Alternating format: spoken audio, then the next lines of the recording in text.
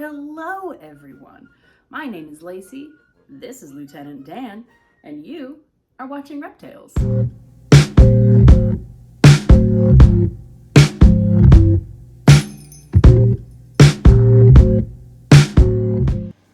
Happy holidays everyone. Next week is Christmas, tomorrow is the winter solstice, and Lieutenant Dan has this cute little sweater that sometimes he likes to crawl into. Maybe today he will, maybe today he won't. But this week we are talking about 5 more reptile myths that maybe even you have believed at one point. Now, reptile myths are very popular in culture, but I think it's mostly because people just don't understand reptiles, because reptiles are very different from us. We're mammals. We live a very different life than our scaly little friends. So it's not surprising that reptile myths are very common to hear. And when you're a reptile keeper, you hear these myths and you're just kind of like, really? No, just Google it. Like, that's not, no, they don't do that. So by talking about these 5 reptile myths, hopefully you can help debunk them in real time as well. Our first myth today comes, every reptile keeper has heard this myth, and someone brought it up to me at work the other day and said that she'd heard this story. And if you're a reptile keeper, you probably know the story, because as soon as she said, oh, I heard this one time, this lady had a really big snake, and I knew exactly where her story was going. And I said, I know this story. No. The story being that this lady had a very, very large pet snake, a boa constrictor, a retic, a berm, something like that. She had a very large pet snake that she would free roam in her house, and at night the snake would, go next to her in bed, stretch out next to her, and she thought it was really cute. So the next time she went to the vet, she was telling the vet, oh, isn't this so cute, the snake does this? And the vet goes, oh my god, no, you can't do that. The snake is sizing you up to eat you. Bum, bum, bum. No, that's not what they do. Snakes don't do that. Snakes don't have that kind of that planning. They don't, plot to eat you and be like, oh man, one more shed skin and I'll be big enough to eat this human. Heck yeah, let's go. Because most of them are ambush hunters. They don't seek, they don't plan. They're not humans. They're not nefarious like that. Most snakes will just chill where they are, like Lieutenant Dan here, ball pythons, boas. They'll sit in one spot, they'll wait when their meal scampers by, nom, and they eat it. People are too big. People are too big for most snakes to be able to eat. The only recorded instance of a snake eating a person, I think, was like a big retic in Southeast Asia, and they ate a small child. People aren't really easy to eat for snakes, even very large snakes, because we have shoulders. We have shoulders, and they are huge. So they could probably get our head in, no problem. But once they get to our shoulders, they just can't instantly stretch that mouth big enough to get past our shoulders. So if anyone says, oh my gosh, I heard this story, please correct them, because snakes, they don't roll like that. They don't roll like that. They're more opportunistic. They'll eat something if it scampers by, but your snake, if you have a pet snake, very likely sees you as a large, weird tree.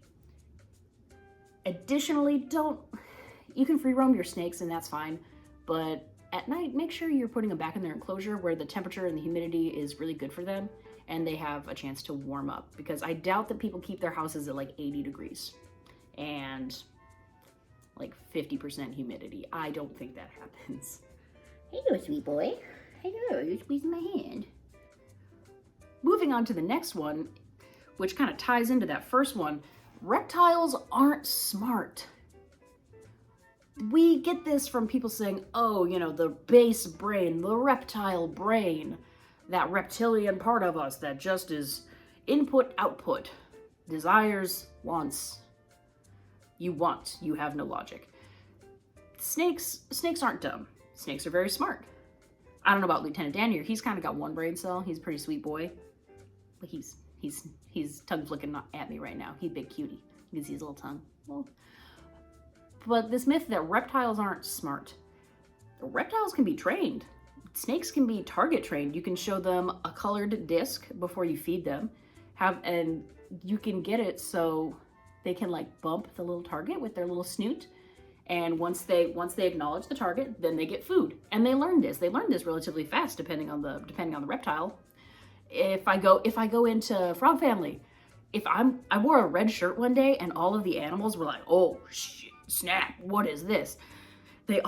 Because the target they use for food is red. So all the lizards, they were just waiting for me to feed them. They were just following me around because they thought, "Oh, there's a red shirt. That's red. That means food." So they were waiting for food, which that's pretty smart that they can relate that. And going back to last week's video with the threads of trust, snakes remember. Snakes remember. If you build trust, they're gonna remember that. That takes a working memory.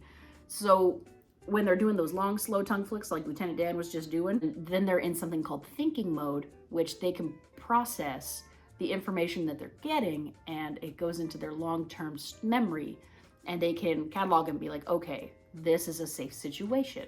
They learn for the future, and they remember. Just because an animal isn't doing calculus does not mean that they're not smart. Sometimes they're a little goofy, but they're not dumb. Going back to that conversation at work the other day, there's the third myth, which is that snakes are poisonous. And I always answer in the same, well, they're like, well, snakes are poisonous. And I said, I bet you $100, I bet you that you cannot name a single poisonous snake. And they go, oh, well, that's easy. Copperhead, rattlesnake, cottonmouth, those are all poisonous. Which I always go, haha, no, they're not. They're venomous. There is a difference between venom and poison because they're both processed by the body differently. You could drink, provided you don't have an ulcer, you can drink venom all you want, and your stomach acids are going to denature that venom, and you'll be fine, assuming you don't have an ulcer. Because venom needs to be in the bloodstream. It needs to be anywhere that there's not stomach acid. You dig? Because it cannot survive the stomach acid that you have because it gets denatured and rendered useless. Poison, very different. Poison needs to be absorbed through like the stomach and the GI. That's one of the ways that poison works. It gets absorbed. I'm not gonna lie here. I don't know what would happen if you injected a poison, but I feel like that probably wouldn't go well, but it will not get denatured in your stomach like venom will. If it bites you and you die, it's venomous. If you bite it and you die, poisonous. Now, there are, in fact, some poisonous snakes, technically, depending on their diet in the wild. Some hognose snakes, I think, can be considered poisonous, depending on if they're eating certain amphibians and toads and frogs in the wild, and they just sequester the amphibians' poison for their own purposes later. That will help them in case they get, picked off by like a hawk or something. Like that hawk's gonna have a bad time later. But in general, not poisonous. Not poisonous, they're venomous. Which when I was in school for my job, in one of the medical books, they talked about what happens in the ER when, if there's a poisonous bite. And being the person I am, I lost my mind. I lost it. I went on a whole tangent because they were teaching that it's poison, and like they're different things. Poisonings and envenomations are different things. And I may or may not have submitted a complaint to the publisher about that those are very different things, and they have very different mechanisms of action. So that was me being a giant nerd. Following that, number 4 is that baby snakes are more venomous than the adults. This is not true. Their venom is not more or less potent simply because they are babies. They just have less control over how much venom they release. They will typically, a baby snake, when they are attacking prey for the first time and trying to, do their thing, they don't really have control over how much venom they release. So typically they'll just go for it. They'll just drop all of it. And that's that. They just release everything instead of having a metered approach. An adult snake will have a lot more control over their venom glands, and they won't necessarily release the whole venom load in one bite. Granted, I would personally rather if I was going to get bit by a venomous snake, I'd rather get bit by the baby version than the adult version, because the babies have a smaller venom load. They just have a smaller amount. So it's slightly less likely to unalive you than an adult. If you look at that guy in North Carolina, South Carolina, the really not smart dude who got bit by the baby taipan, the only reason that he's not dead is because it's a baby and the venom load was way smaller than an adult would have been. Additionally, he was doing really, really terrible handling practices, but we're not talking about that. The babies have less venom, so they're not necessarily more deadly. Yes, they're more likely to bite you because they are new to the world and haven't learned things yet, but your chances are a little better because they have less venom than an adult, and they are more likely to just release everything, which is still not as much as an adult. And finally, today seems to be like a venom day, Myth number 5 is that venomous snakes will have vertical pupils, while non-venomous snakes will have round pupils. First off, I'm going to say if you're judging what kind of pupils a snake has on if they're venomous or not, you shouldn't be that close to the snake to figure that out. There are much better options. And secondly, the pupils don't have anything to do with the venom or not. Pupils have everything to do with what time of day the snake is active. Snakes that are active more at night, they're going to have vertical pupils. So at night, the vertical slit, it can open up a lot wider than a round pupil and let in a lot more light, residual light, so they can see better at night. They can see their prey better. Now, if Daniel wasn't my little leucistic boy and you could see his eyes a little better, he does have vertical slits for his pupils. He is not venomous. John Cena, she has vertical slits. She is not venomous.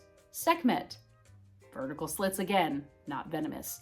And there are plenty of venomous snakes that do have round pupils, like the black mamba, like the king cobra.